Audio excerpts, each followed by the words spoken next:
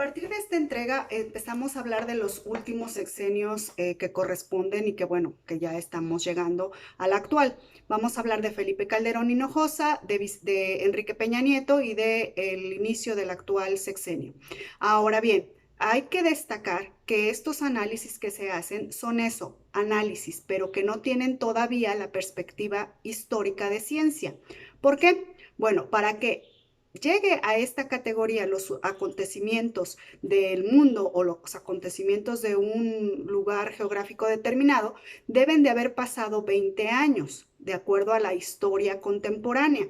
Deben de haber pasado esos 20 años para que en perspectiva de esos 20 años los historiadores puedan hacer su trabajo a través de todos los elementos que ya hemos platicado desde el inicio que llevamos esta materia.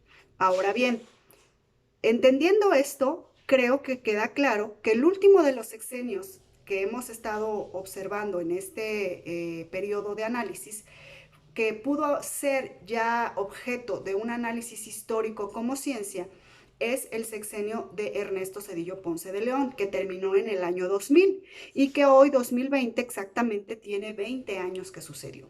Los siguientes sexenios, iniciando desde Vicente Fox hasta la actualidad, todavía no pueden ser determinados o denominados como análisis históricos con H mayúscula, de historia como ciencia.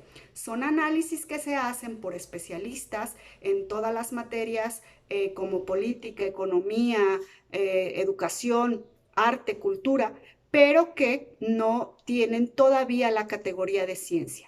Son análisis muy importantes y que estamos haciendo este proceso de reflexión, pero todavía no llegan a ser análisis históricos, ¿de acuerdo? Bueno, una vez hecha esta aclaración, procedemos a hablar del sexenio de Felipe Calderón Hinojosa. Felipe Calderón Hinojosa ya había participado en la política nacional, siendo diputado federal por su partido, el Partido Acción Nacional, en 2 ocasiones anteriores a ser presidente. Había sido secretario de Energía en el sexenio de Vicente Fox entre el año 2003 y el año 2004. Y bueno, su partido lo lanza hacia la candidatura de la presidencia en el año 2006. Elecciones que gana con un muy pequeñísimo margen.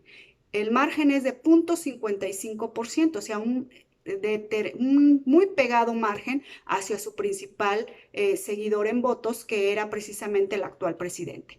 En ese punto, pues empezó a haber una serie de conflictos, de creer que las elecciones no habían sido del total panorama transparente, sino que empezaron a ser muy cuestionadas por la población que había votado por el partido opositor, que en ese momento fue el PRD, y precisamente se polarizó más la situación porque su opositor, el presidente actual, empezó a hacer una serie de movilizaciones argumentando que era necesario abrir las urnas y hacer un conteo voto por voto, cosa que no sucedió.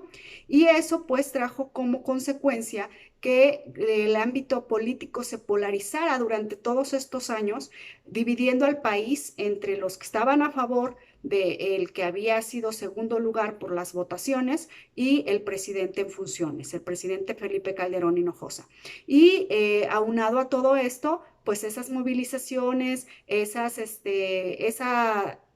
pleito que había frecuentemente también en las declaraciones que se hacían a los medios, todo eso polarizó pues de manera pues muy negativa a nuestro país. Sin embargo, pues la autoridad electoral correspondiente pues determinó que el que ganó las elecciones, aunque por ese pequeñísimo margen, había sido Felipe Calderón Hinojosa. Él recibe a un país de manera económica pues aparentemente estable, pero le toca enfrentar crisis importantes en materia económica. Las crisis importantes empiezan a suceder en el año 2008, cuando el mundo enfrenta una crisis mundial.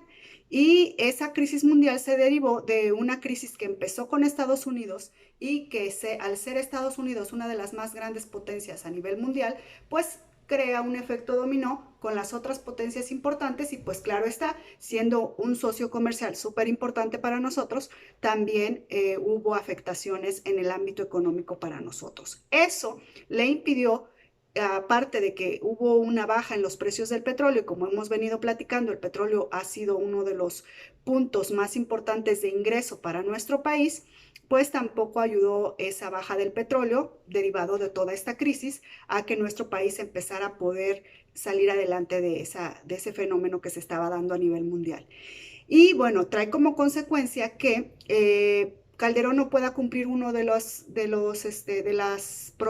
programas que había manejado en su campaña. En su campaña había dicho que él iba a ser el presidente del empleo, porque iba a generar mucho empleo y obviamente eso iba a traer mucho beneficio al ámbito de la mejora de las familias en su nivel de vida, a las familias mexicanas. No pudo hacerlo y al contrario, pues decreció un poco la tasa de empleo y pues esa promesa de campaña no pudo ser cumplida.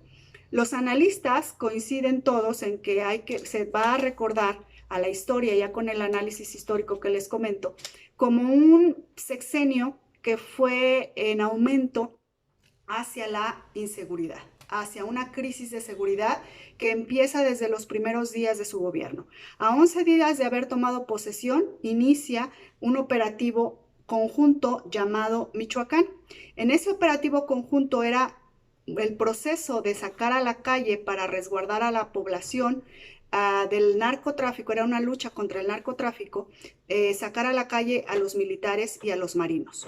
Y eso pues se le denominó después como una guerra contra el narcotráfico, o sea, la guerra de la seguridad de nuestro país en manos de los militares en contra del narcotráfico. Pero lejos de tener un éxito pues grande, trajo como consecuencia que se diera una crisis de seguridad en la que aumentó exponencialmente la violencia y que pues esa crisis continúa en los sexenios siguientes, el sexenio de Enrique Peña Nieto, el sexenio actual.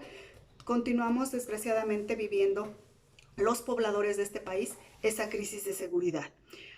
También le toca enfrentar en su sexenio, en analogía con lo que estamos viviendo hoy, la crisis sanitaria, exactamente en el año 2009. En el año 2009, hace 11 años, nuestro país vivió la pandemia, igual que todo el mundo, de la gripe H1, influenza H1N1, que se empezó a manejar en sus inicios, aunque hay muchas versiones, de que esa gripe, de que ese virus se salió de aquí de México, precisamente de Veracruz, de un lugar llamado Perote, Veracruz, que de ahí fue el primer infectado y ahí empezó a diseminarse esta gripa.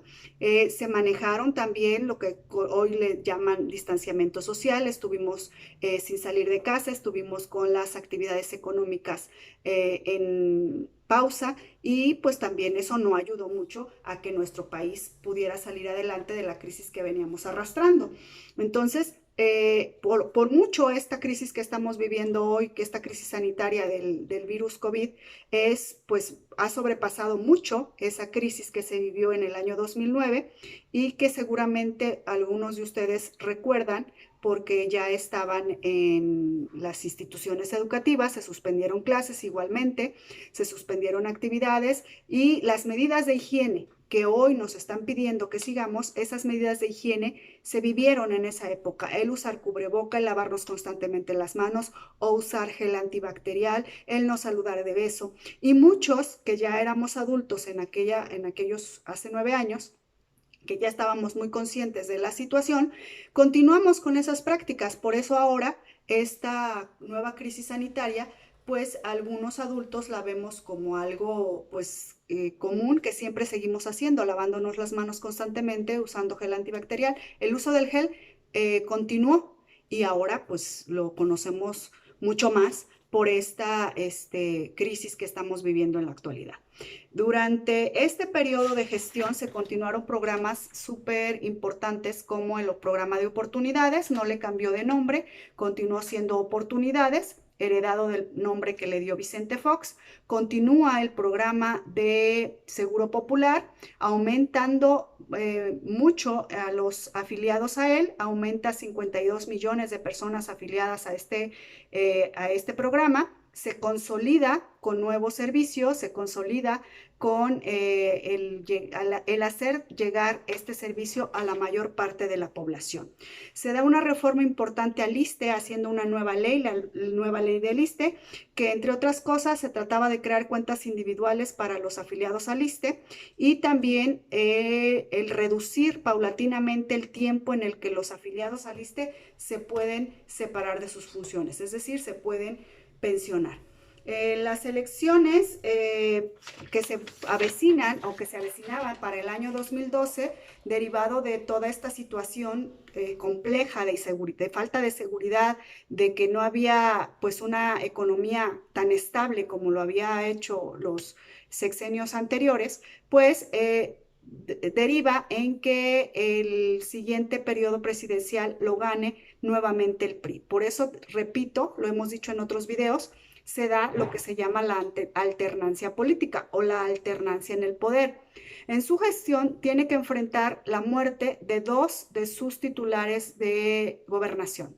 En el año 2008 muere Juan Camilo Mourinho, secretario de Gobernación, muy cercano a él, y en el año 2011, 3 años después, muere Francisco Blake Mora, también secretario de Gobernación, y bueno, Felipe Calderón, los cercanos a él y analistas coinciden en que pues no se vino abajo, sino al contrario, se fortaleció para tratar de sacar su papel de presidente de la República adelante.